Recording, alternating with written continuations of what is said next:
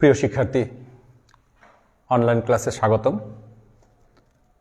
আজ তোমাদের বাংলা দ্বিতীয় পত্র দেখাবো। তোমাদেরকে বলেইছিলাম ক্লাসের ধারাবাহিকতায় যে ফার্স্ট ইয়ারের ক্লাস যেহেতু প্রথম তোমাদের কবিতা পড়ালাম, কবিতার পরে বলছিলাম যে তোমাদের দ্বিতীয় পত্রের কিছু টাস্ক দেব। তোমাদের আসাদ স্যার তোমাদের ব্যাকরণের কিছুটা অংশ পড়িয়েছেন, আমি সেই ধারাবাহিকতায় একটু সামনের দিকে অগ্রসর হব।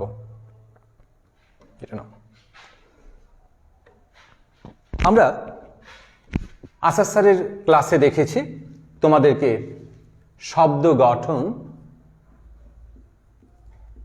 গঠন পড়িয়েছেন।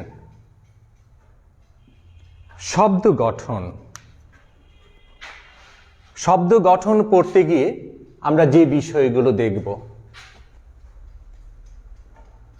মূলত শব্দের যে গঠন, সেই গঠনের বিষয়গুলো কি কি প্রক্রিয়ায় শব্দ গঠিত হয়, প্রক্রিয়াগুলো কি প্রক্রিয়াগুলো আমাদেরকে বের করতে হবে। কি প্রক্রিয়ায় শব্দ গঠিত হচ্ছে এবং সেই শব্দ গঠনের প্রক্রিয়াগুলোকে আমাদের দেখতে হবে এবং সেটি আলাদা আলাদাভাবে দেখতে হবে। শব্দ গঠনের মূলত তিনটি প্রক্রিয়া। একটি হচ্ছে প্রত্যয়, সমাস, উপসর্গ। এই তিনটি, তাছাড়া আরো চারটি রয়েছে: সন্ধি, পথ পরিবর্তন, দ্বিরুক্তি, বিভক্তি। তাহলে শব্দ গঠনের ক্ষেত্রে মূলত তিনটি বিষয় প্রধান। একটি হচ্ছে প্রত্যয়, সমাস এবং উপসর্গ।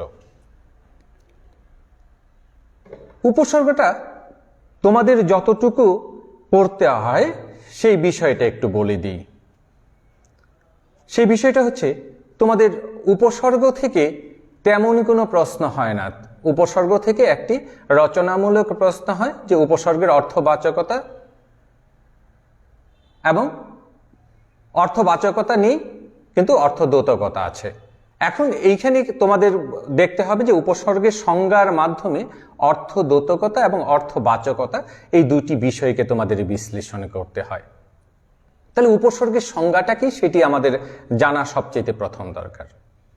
উপসর্গ আসলে কি, কতগুলো বর্ণ বা বর্ণ সমষ্টি। আমরা উপসর্গের সংজ্ঞাটা এইভাবে দিতে পারি: যে সকল বর্ণ বা বর্ণ সমষ্টি শব্দের পূর্বে যুক্ত হয়ে শব্দের অর্থের পরিবর্ধন, সংকোচন এবং প্রসারণে ঘটায় এবং নতুন শব্দ গঠনে করে, তাকে উপসর্গ বলে। তাহলে উপসর্গ কি করছে? শব্দের অর্থের পরিবর্তন। খেয়াল করে দেখতে হবে, কিন্তু অর্থ নিয়ে কথাটা বলা হচ্ছে। শব্দের অর্থের পরিবর্ধন, সংকোচন এবং প্রসারণ ঘটিয়েছে। সাথে সাথে কি করেছে? এই পরিবর্তনগুলোর মাঝখান দিয়ে নতুন নতুন শব্দের সৃষ্টি করেছে। দুটি প্রক্রিয়ায় আমি তোমাদেরকে দেখাতে পারি, যেহেতু আগেই বলে দিয়েছি যেগুলো বর্ণ বা বর্ণ সমষ্টি। ধরো একটি শব্দ আমরা লিখতে পারি হার। হার একটি শব্দ। এই শব্দটির পাশে যদি আমরা উপসর্গ যুক্ত করি, সেই বর্ণ বা বর্ণ সমষ্টি যুক্ত করি, তাহলে কি হবে? প্রহার, বিহার, উপহার, পরিহার, এগুলো হচ্ছে বর্ণ বা বর্ণ সমষ্টি। লক্ষ্য করে দেখো, এদের নিজস্ব কোনো কি নেই, এদের নিজস্ব কোনো অর্থ নেই, কিন্তু হারের অর্থ আছে। কিন্তু যখনই এই হারের সাথে প্রযুক্ত হলো, হয়ে গেল প্রহার। নতুন শব্দ গঠন করলো, অর্থের পরিবর্তন ঘটলো, বিহার। প্রহার মানে মার দেয়া, বিহার মানে বেড়ানো, উপহার। কে না পেতে চায়, আর পরিহার ত্যাগ করা, তাই তো? তাহলে দেখো উপসর্গগুলো কি করছে? অর্থের পরিবর্তন, পরিবর্ধন, সংকোচন কিংবা প্রসারণ ঘটাচ্ছে, আবার নতুন শব্দের সৃষ্টি করছে। সেই উপসর্গগুলো আসলে কি, কোত্থেকে এসেছে? এই উপসর্গগুলো তিন ভাবে বাংলায় এসেছে। একটি হচ্ছে সংস্কৃত থেকে, একটি বাংলা থেকে, বাংলা, আরেকটি হচ্ছে বিদেশি। সংস্কৃতে 20টি, বাংলায় 21টি। মূলত সংস্কৃতের যে 20টি, এটি দিয়েই অধিকাংশ শব্দই সৃষ্টি হয়েছে। তাহলে এই 20টি যে উপসর্গ রয়েছে সেগুলো কোনগুলো? প্র, পরা, অপসম, নিয়ন, নিরোধ, রবি, পরিপ্রতি, অভি, অতি, অতি, উপয়া।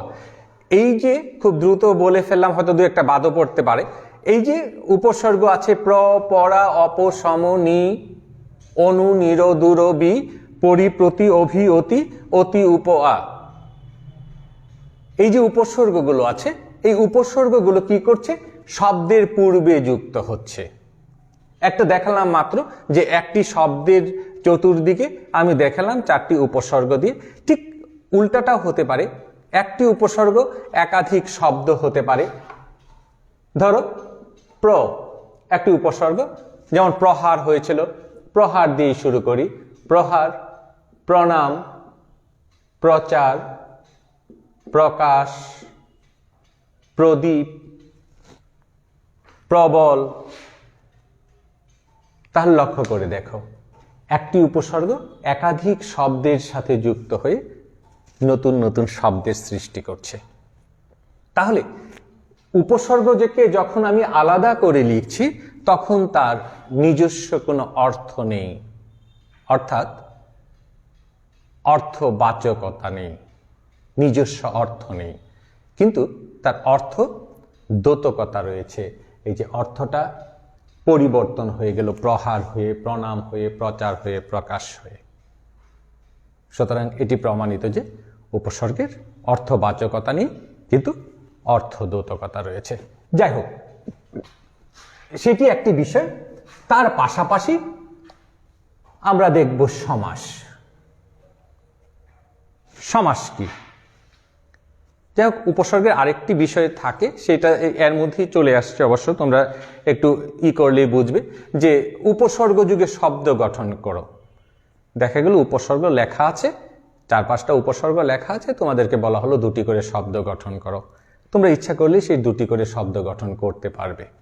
এটি আর নতুন করে পড়ার কিছু নেই, তোমরা সেটি বাসায় একবার দেখে নেবে। অপ দিয়ে 2টা শব্দ তৈরি করলে, প্র দিয়ে 2টি শব্দ তৈরি করলে, সম দিয়ে 2টি শব্দ করলে। কিন্তু একটি জায়গায় গিয়ে তোমাদের একটু সমস্যা হবে, সেটা হচ্ছে অপি। অপি দ্বারা তেমন কোনো শব্দ পাবে না। অপিনিহিতি, অপিচ, অপিনব্ধ, এই কিছু শব্দ আছে, সেইগুলো দেখে নেবে। সমাস কাকে বলে? তোমাদের আজকে থেকে শুরু করব মূলত সমাস। সেই শব্দ গঠনের একটি প্রধান বিষয় সমাস। তোমাদের এই 3টি রয়েছে তোমাদের পাঠ্য হিসেবে। সুতরাং সমাসটাকে আমাদের বিস্তৃতভাবে দেখতে হবে। সমাস কি? একাধিক পদের এক পদে মিলিত হওয়া, তাই তো? অর্থাৎ পরস্পর সম্পর্কযুক্ত একাধিক পদে এক পদে মিলিত হওয়াকে সমাস বলে। মনে রাখতে হবে পরস্পর সম্পর্কযুক্ত হতে হবে। তাহলে সেই সমাসের ক্ষেত্রে আমরা একটু দেখি। একটি পরস্পর সম্পর্কযুক্ত একটি শব্দ লিখি। বিলাত হতে ফেরত। শব্দটা কি আসবে? বিলাত ফেরত। বিলাত হতে ফেরত এই অংশটুকুকে বলা হয় বেশ বাক্য। বেশ বাক্য বা বিগ্রহ বাক্য। কয়টি শব্দ আছে এখানে? 3টি শব্দ আছে। আবার যখন সেই শব্দগুলো বাক্যে যুক্ত হয় তখন তাকে পদ বলে। তার জন্য এইগুলোকে প্রতিটাকে বলা হয় সমস্যমান পদ, আর এটিকে বলা হয় সমস্ত পদ। তাহলে এখানে প্রথম কি আছে? বিলাত। এটি হচ্ছে পূর্বপদ, এটি বিভক্তি, আর এটা পরপদ। একটু খেয়াল করে দেখো।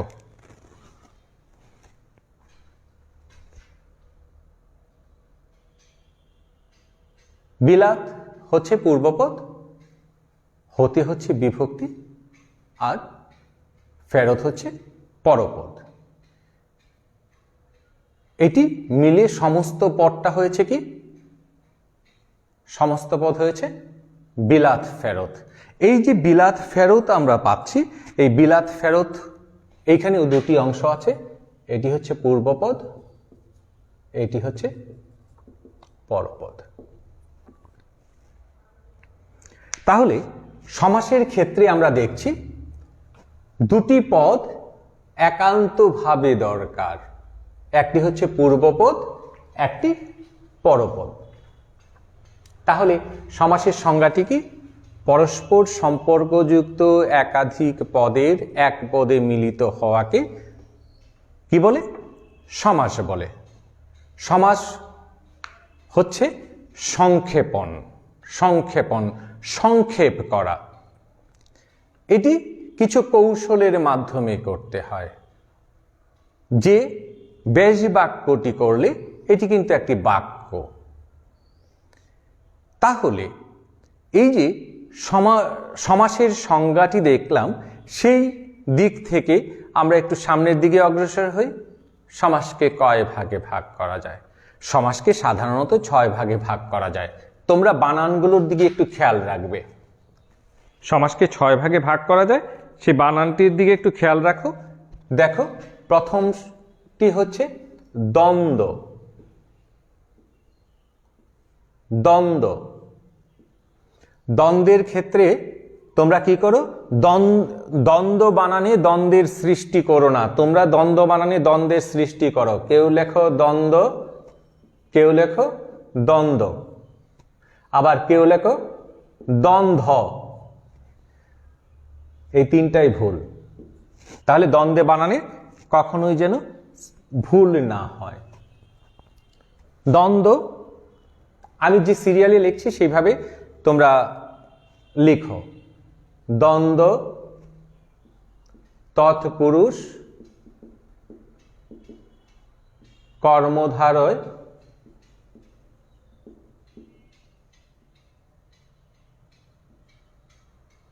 বহুব্রীহি দ্বিগু, বহুব্রীহি দ্বিগু, বহুব্রীহি অব্যয়ীভাব।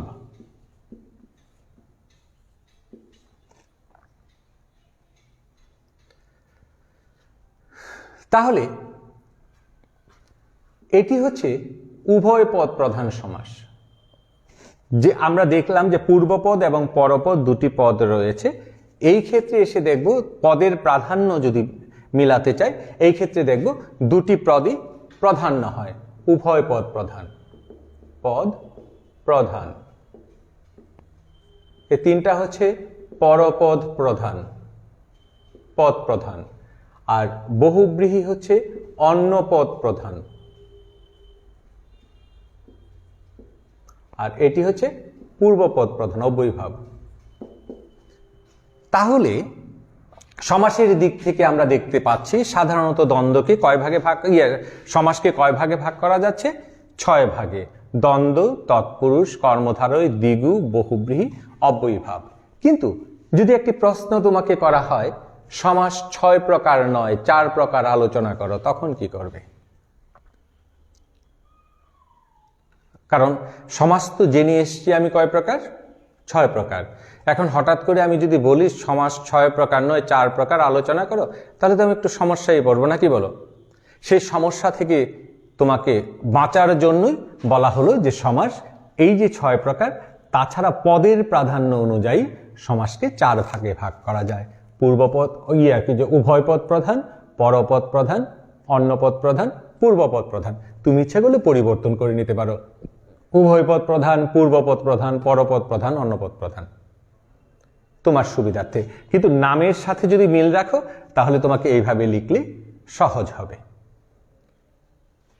এখন এই যে আমি বললাম উভয় পদ প্রধান, কেন উভয় পদ প্রধান, কেন বা পরপদ প্রধান, কেন বা অন্যপদ প্রধান, কেন বা আর কি যে পূর্বপদ প্রধান, এই বিষয়গুলোর ব্যাখ্যা দিতে গেলে আমাদের প্রত্যেকটি সমাসকে বিশ্লেষণ করতে হবে। আমরা আজকে দেখি দ্বন্দ্ব সমাস। দেখো, লক্ষ্য করে তোমরা ক্লাস 9-10-এ যেভাবে সমাসকে পড়ে এসছো পুঙ্খানুপুঙ্খভাবে, তোমাদের এই ক্ষেত্রে এতটা পড়ার কোনো প্রয়োজন নেই। এই ক্ষেত্রে তোমরা অনেকটাই কম পড়বে, কারণ এই ক্ষেত্রে তোমাদের নিজেদের লিখতে হবে। তোমাদের সেখানে অপশানগুলো শুধু 4টা অপশান থাকবে, তুমি ক খ গ ঘর মধ্যে একটি লিখে দিলে সেটি হবে না। এই ক্ষেত্রে তোমাকে বেশ বাক্যটা তৈরি করতে হবে, তোমাকেই সমাসের নামটি লিখতে হবে। তার জন্য সমাসকে বিস্তৃত বিশ্লেষণ করার তোমাদের এই ক্ষেত্রে অবকাশ নেই বা প্রয়োজনও নেই। দ্বন্দ্ব সমাস।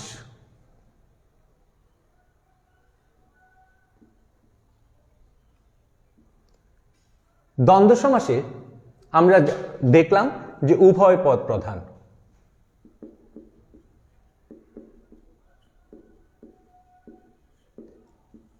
বেশ বাক্য যখন আমরা লিখব সেখানে দেখব যে উভয় পদ কিভাবে প্রধান।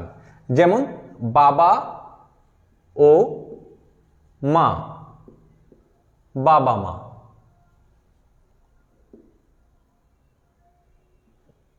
চাচা ও চাচি, চাচা চাচি। দাদা ও দাদি, দাদা দাদি। একটু অন্য রকমের শব্দ দিই সম্পর্কযুক্ত ছাড়া, বই ও খাতা, বই খাতা, খাতা বই।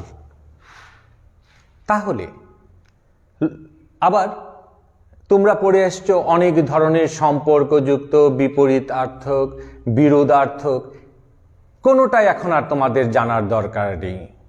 এখন শুধুমাত্র এটি দ্বন্দ্ব কিনা সেটুকু জানবে।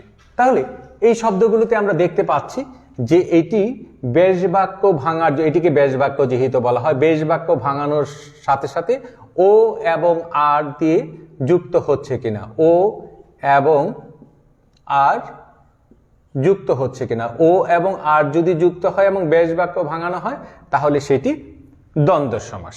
কিন্তু দ্বন্দ্ব সমাসে কি তাহলে একটি প্রকারভেদ? না, দ্বন্দ্ব সমাসের কয়েকটি প্রকারভেদ আছে, সেইগুলো আমরা দেখছি এখানে। এটি হচ্ছে সাধারণ দ্বন্দ্ব। সাধারণ দ্বন্দ্বের ক্ষেত্রে আবার সাধারণ দ্বন্দ্ব লেখার দরকার নেই। তোমরা ব্যাস বাক্যটি ভাঙাবে। ধরো মা বাবা রয়েছে, মা বাবা রয়েছে, তোমরা বেশ বাক্য লিখলে বেশ বাক্য মা ও বাবা সমাসের নাম লিখলে দ্বন্দ্ব সমাস। ঠিক আছে, এই হচ্ছে তোমাদের বিশ্লেষণ করার পদ্ধতি। তাহলে এই দ্বন্দ্ব সমাসে তাহলে এই দ্বন্দ্ব ছাড়া আর কি আছে? অলুক দ্বন্দ্ব আছে। অলুক দ্বন্দ্ব। তাহলে অলুক দ্বন্দ্বটি কি?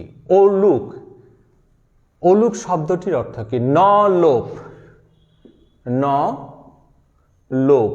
অলুক কি লোপ পায় না? বিভক্তি লোপ পায় না।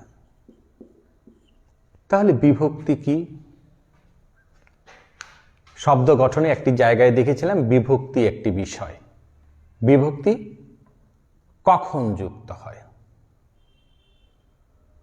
প্রত্যেকটি পদেই বিভক্তি যুক্ত হয়েছে, প্রত্যেকটি পদেই বিভক্তি আছে। তাহলে পদ এবং শব্দের মধ্যে পার্থক্য কি? পদ এবং শব্দের মধ্যে পার্থক্য কি? শব্দটি যখন বাক্যে ব্যবহৃত হয় তখনও সেটি পদে পরিণত হয়, তখন সেটি বিভক্তি যুক্ত হয়ে যায়। বিভক্তি হচ্ছে কতগুলো বর্ণ বা বর্ণ সমষ্টি। ঠিক একই রকম উপসর্গ যেমন কতগুলো বর্ণ বা বর্ণ সমষ্টি, বিভক্তিও কতগুলো বর্ণ বা বর্ণ সমষ্টি, কিন্তু ওইটি শব্দের পূর্বে যুক্ত হয় আর এটি শব্দের পরে যুক্ত হয়। পার্থক্য শুধু এতটুকুই। তাহলে যদি অলুক দ্বন্দ্ব হয় তাহলে পূর্বপদ এবং পরপদে বিভক্তি যুক্ত হবে এবং সমস্ত পদেও সেই বিভক্তিটা লোপ পাবে না। সাধারণত সমাসে বিভক্তি লোপ পায়, যেমন তৎপুরুষ সমাসে বিভক্তি লোপেই তৎপুরুষ সমাস হয়। আমরা একটু দেখি বিষয়টি কেমন।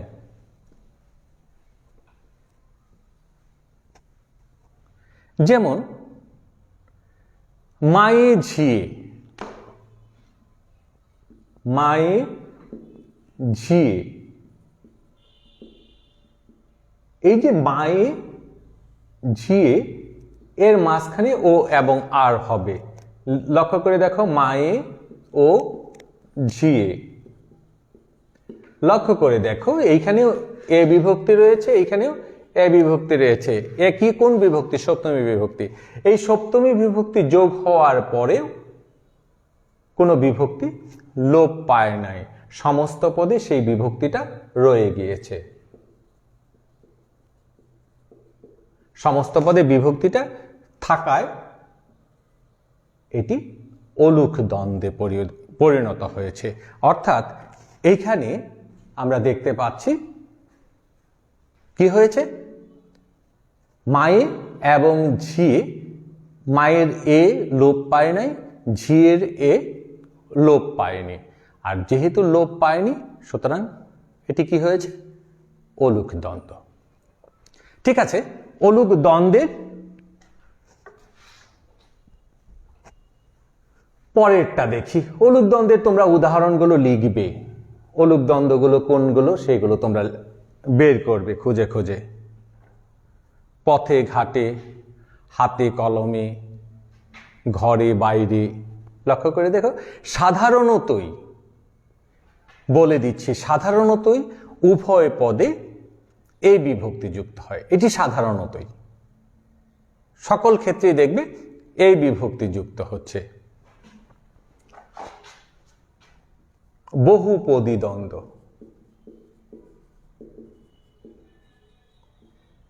তাহলে আমরা এতক্ষণ কি পেয়েছি? পূর্বপদ এবং পরপদ।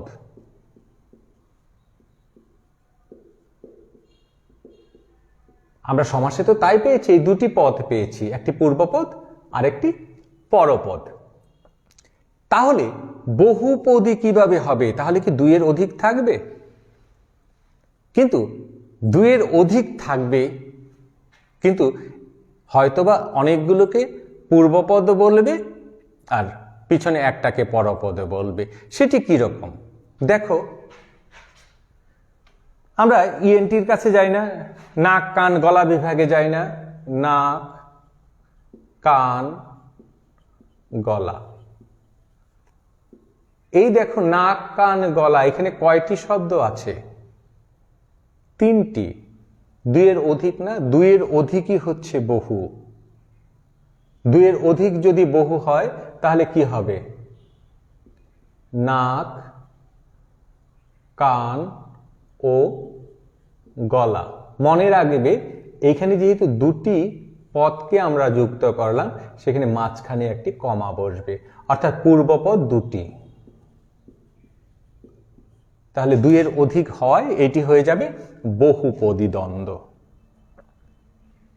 ঠিক তেমনি ভাবে নাক কান গলা ছাড়াও পদ্মা, মেঘনা, যমুনা,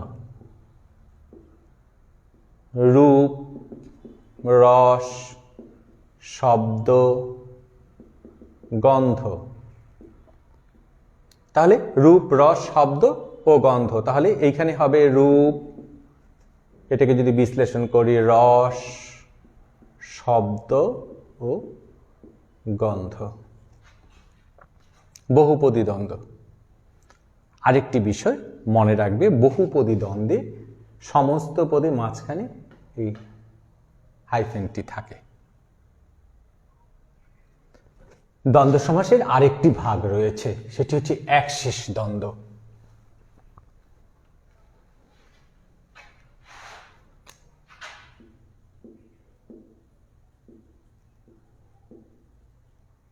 একশেষ দ্বন্দ্ব।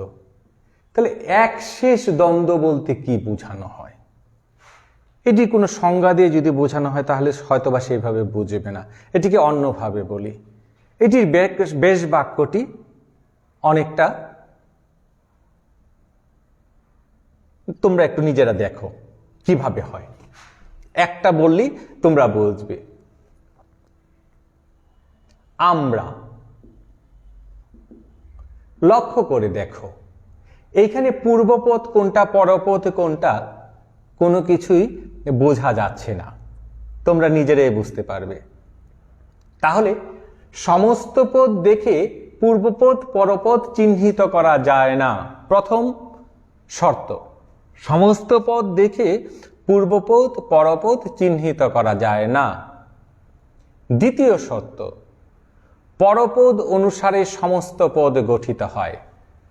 তাহলে আমরা যদি লিখি আমি, তুমি ও সে, লক্ষ্য করে দেখো দ্বিতীয় শর্তটা পরবর্তী যে দ্বিতীয় পদ অর্থাৎ কি পরপদ অনুসারে সমস্ত পদ গঠিত হয়। পরপদ সে, সের সাথে কি আমরার কোনো মিল আছে?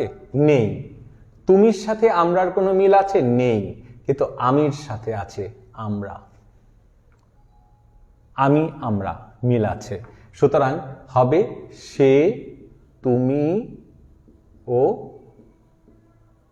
আমি।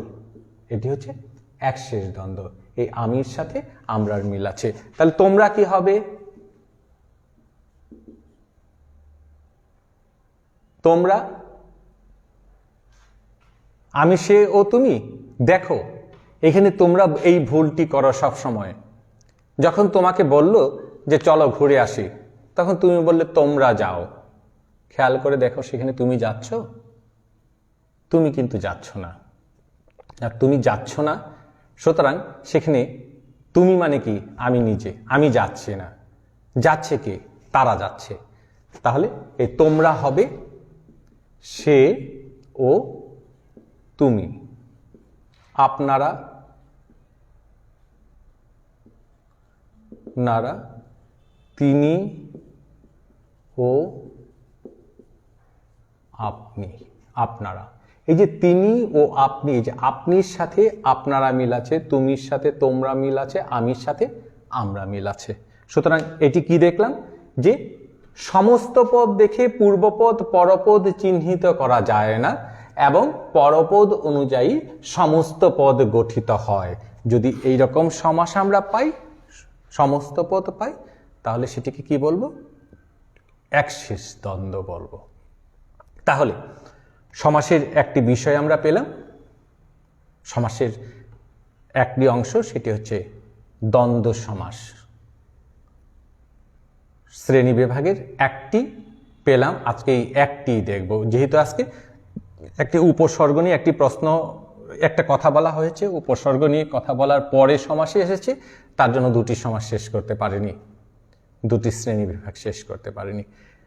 আমরা তাহলে আজকে যা পড়লাম একটু ফিরে দেখি। উপসর্গের সংজ্ঞা পেলাম, তাহলে উপসর্গ থেকে একটি প্রশ্ন করাই যায়, উপসর্গ কাকে বলে?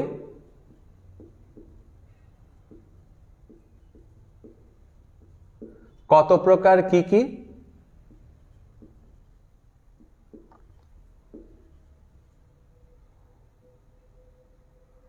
ব্যাখ্যা করো।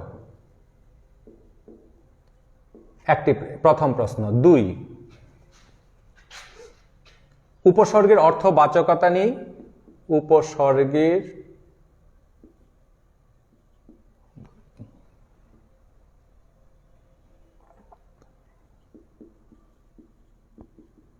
স্বর্গের অর্থবাচকতা নেই, কিন্তু অর্থদ্যোতকতা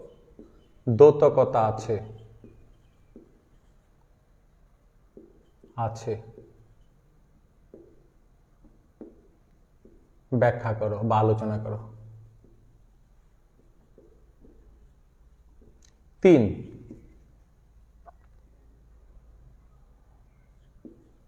সংস্কৃত ও বাংলা উপসর্গ যোগে শব্দ গঠন করো। তোমাদের কাজ হচ্ছে 20টি সংস্কৃত উপসর্গ লিখলে পড়া, পড়া, অপ লিখে, আবার এই দিক দিয়ে 21টি উপসর্গ লিখে 2টি করে শব্দ লিখলে প্রণাম, প্রচার, এইভাবে লিখে যাবে। অনেক সময় বাক্য আসতে পারে, সাধারণত আসে না। এই উপসর্গ থেকে এই 3টি প্রশ্নই হয়। তাছাড়া তোমাদের সমাস দেখালাম, সমাসের মধ্যে একটি প্রশ্ন তোমাদের বলছিলাম, সেটি তোমরা যদি খেয়াল করে থাকো তোমরা বুঝতে পারবে যে সমাস 6 প্রকার নয় 4 প্রকার আলোচনা করো। এটি এখন করতে পারবে না, কারণ আমরা সমাসের মাত্র একটি সমাস আলোচনা করেছি। আমাদের 6টা সমাস যখন আলোচিত হবে তাহলে এই প্রশ্নটি উত্তর আমরা দিতে পারবো। আজকে দেখলাম দ্বন্দ্ব সমাস। তোমাদের কাজ হবে দ্বন্দ্ব সমাস কাকে বলে সংজ্ঞাটি লিখবে, পড়বে আর কি। আর যে 3টি ভাগ বললাম, সাধারণ দ্বন্দ্বকে তোমরা দ্বন্দ্ব হিসেবেই লিখবে। দ্বন্দ্ব, তারপরে কি বললাম, অলুক দ্বন্দ্ব, পরে বহুপদী দ্বন্দ্ব, একশেষ দ্বন্দ্ব। তোমরা একটা কাজ করবে, এইগুলো নিয়ে কিছু শব্দ লিখে নিজেরা বিশ্লেষণ করবে। ঠিক আছে, তাহলে আমরা আগামী দিন পরের অংশটুকু দেখব। আর মজার বিষয়টি, আজকে আমি ক্লাস করতে এসেছি সেকেন্ড ইয়ারের। হঠাৎ করে মনে হলো যে আজকে তো সেকেন্ড ইয়ারের ক্লাস না, আজকে ফার্স্ট ইয়ারের ক্লাস। আমি হয়তো রুটিনটা কি ভুল দেখেছিলাম। যাই হোক, তোমাদেরকে গতদিন বলে দিয়েছিলাম যে আজকে থেকে আমি একটু ব্যাকরণও পড়াবো। এই সমাজটা শেষ করেই তোমাদের নতুন আরেকটি কবিতা আমি হয়তোবা পড়াবো। তোমরা সেখানে আবার নতুন কিছু স্বাদ পাবে, বা গল্প পড়ায় সেখানে নতুন স্বাদ পাবে। ভালো থাকো, ধন্যবাদ সবাইকে। আবার দেখা হবে। করোনা মহামারী যদি খুব দ্রুত চলে যায়, তোমরা আবার ফিরে আসবে কলেজে। আসলে আমরাও চাই তোমরা এখন কলেজে আসো। প্রতিদিন কলেজে একা একা আসি, আমরা শিক্ষকরা আসি, বসে থাকি। যদি ক্লাস থাকে তোমাদের সেই অনলাইনে ক্লাস করি। আমরা অবশ্য মনে করি যে তোমরা পাশে আছো, কিন্তু অনেকেই পাশে থাকো না। আমরা চেষ্টা করে যাচ্ছি যেন তোমরা তোমাদের সিলেবাস সম্পর্কে একটু ভালো ধারণা নিতে পারো এবং সিলেবাসটিকে কমপ্লিট করতে পারো। ঘরে থাকো, ভালো থাকো, এবং সবচেয়ে বড় যে বিষয়টি, এই ভালো থাকার মানেটি হচ্ছে নিজে ভালো থাকা। এই ভালো থাকার মানে হচ্ছে পরিবার ভালো থাকা। এই ভালো থাকার মানে হচ্ছে তোমার গোটা দেশটিকে ভালো রাখা। আমরা শিক্ষিত হচ্ছি, আমাদের উচিত হচ্ছে সরকার যে বিধানগুলো বলে দিচ্ছে সেগুলো মেনে চলা। নিজের জন্য, জাতির জন্য। নিজেরা ভালো থাকলে জাতি ভালো থাকবে। ধন্যবাদ সবাইকে। আবার দেখা হবে।